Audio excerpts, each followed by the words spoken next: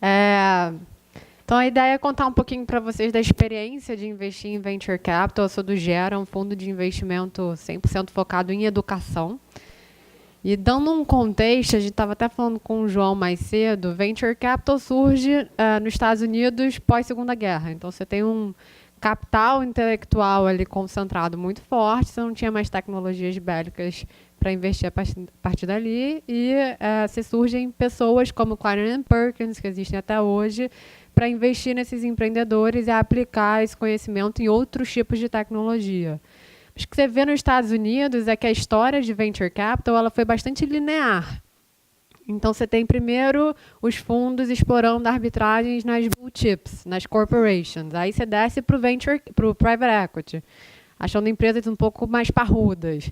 E aí, por último, você vê o boom de Venture Capital, que está no ápice agora, e chegou ao ponto de um garoto sair da faculdade, ter uma ideia e já vem um fundo por trás e investe. No Brasil, de uma maneira bem tupiniquim, a gente foi se apropriando desses elementos de uma maneira muito desorganizada. Então, hoje é muito comum ver fundos de public equity tendo retornos de 30%, 20% ao ano de uma maneira constante. Tem muitas oportunidades ainda para serem exploradas nesse mercado. E, em paralelo, já estão surgindo os fundos de venture capital e muitas vezes tem um vão entre um e outro. Então, a ideia aqui é mostrar um pouco do que é a história de venture capital no Brasil. Então, tem algumas fases. A primeira delas, final da década de 90, início dos anos 2000, é a hype da internet. O Brasil também participa disso. Você vai ter as primeiras startups aqui, como Zik, KD, que era o nosso Google. Você tem a UOL surgindo. E aí a bolha estoura no mundo todo, e no Brasil não é diferente, some boa parte dessas startups. 2009 é quando a gente tem a primeira saída de sucesso, que é o Buscapé. O Buscapé ele era venture-backed, ele sai por mais de 350, 340 milhões de dólares, e aí começa a gerar uma animação. Então você tem de 2010 a 2012 fundos estrangeiros vindo para cá, Accel, Sequoia, Redpoint. Você tem um monte de capital sendo alocado nas startups. O e-commerce está no auge, então o peixe urbano foi uma coisa de muito sucesso aqui. E os valuations skyrocket. Então, a gente, na época, estava vendo pessoal com faturamento de 500 mil, 300 mil ano, botando um valuation de 10, 20 milhões, facilmente, levantando dinheiro assim. E aí vem os últimos 4 anos, que todo mundo aqui sabe um pouco da história. O que aconteceu, muitas dessas startups que eram grandes promessas foram frustrações, de certa maneira. Peixe Urbano foi uma delas, passou por uma grande reestruturação. O Hotel Urbano, quem está acompanhando, eles estão lá numa complicação enorme. E próprias iniciativas nacionais. Então, Startup Brasil era um programa federal para apoiar startups, empresas nascentes aqui, que morreu, acabou no meio do caminho. Os fundos de fora que vieram para cá saíram. Os que ficaram aqui ficaram com veículos locais totalmente separados da estrutura de lá, para não atrapalhar a deal flow, não gerar burocracia. Os próprios fundos nacionais começaram a reportar dificuldade em achar investimentos aqui que fizessem sentido.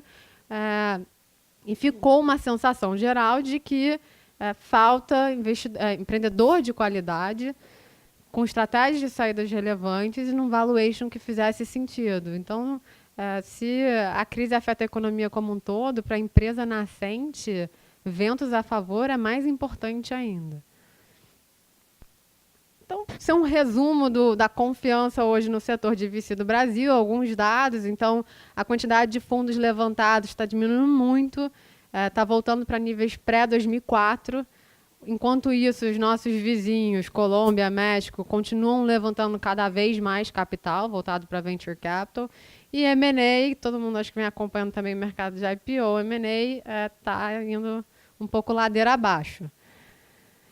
Só que não é isso, porque se fosse só a economia volta eventualmente. O problema são questões estruturais que eu acho que muita gente já falou aqui, é um pouco chover no molhado, que vai desde taxas de juros altíssimas, então você não tem muito estímulo para alocar capital de risco, fica muito difícil contrair dívidas baratas, você tem uma mentalidade de excelentes alunos de faculdade não vendo o empreendedorismo como uma alternativa atrativa, de fato, como você vê lá fora. burocracia, seja para registrar patente, seja para abrir uma empresa, para fechar, então, nem se fala, você não vai fechar. Enfim, você tem um conjunto de negócios que torna a profissão do empreendedor cansativa. É isso. E aí, assim que ele vê uma primeira oportunidade de saída, ele pega, porque ele está ali há 10 anos levando porrada na cabeça e ele quer sair daquilo. E um outro elemento dessa equação é a falta de saídas. Então, a gente ainda tem muito poucos dados aqui para falar, uma indústria recente no Brasil, mas nos últimos 10 anos só teve 7 saídas registradas acima de 300 milhões. Os compradores são empresas B2W, Thomson Reuters, a TOTUS, que não são empresas muito reconhecidas até por M&As de tecnologia, são uma ou outra, são bastante pontuais. As empresas nacionais, elas não têm esse apetite porque elas não veem as startups ainda como ameaça, e são poucas as startups que se têm essa postura aqui. E o mercado de IPO é muito pouco favorável. Então, o Bovespa não tem apetite para empresas de baixa liquidez e alto risco, e o Bovespa+, que era uma iniciativa para isso, não decolou. Hoje você tem 14 empresas no Bovespa+, 9 são de setores ultra tradicionais, com muita pouca inovação. E aí, trazendo um paralelo, Estados Unidos é um outro bicho. Então, 43% das companhias lá que estão tradando em bolsa desde a década de 80 foram venture-backed, que é uma super oportunidade para os fundos de lá. E tem uma questão cultural, de fato. Lá você tem a ideia da cultura de falhar. É ok você empreender, você falhar e você busca uma outra empresa. Aqui no Brasil, o empreendedor ele ainda é muito ligado emocionalmente na empresa. E ele vai até o fim com essa companhia, independente das confusões que estão acontecendo. Lá você abre uma companhia em um dia, por exemplo. Uma das melhores universidades do mundo, Stanford, está associada a empreendedorismo. Então, é todo um outro ecossistema que favorece isso, que no Brasil não acontece. E fora as oportunidades de saída. Então, Google, Facebook, todos eles são os grandes compradores de startup. Eles compram porque muitas vezes se sentem ameaçados. A compra do WhatsApp, quem acompanhou, foi muito disso. Então, isso favorece muito esse mercado de venture capital.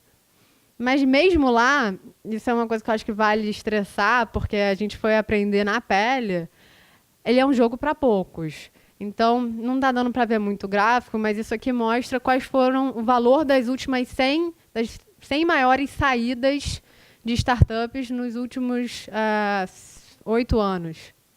E você vê como ele é concentrado. A diferença da primeira maior saída para a 10ª é gigantesca. Então, ou você acerta aqui e tem aquele retorno astronômico que todo mundo está procurando, ou você vai estar nisso aqui. É muito difícil você estar nessa indústria.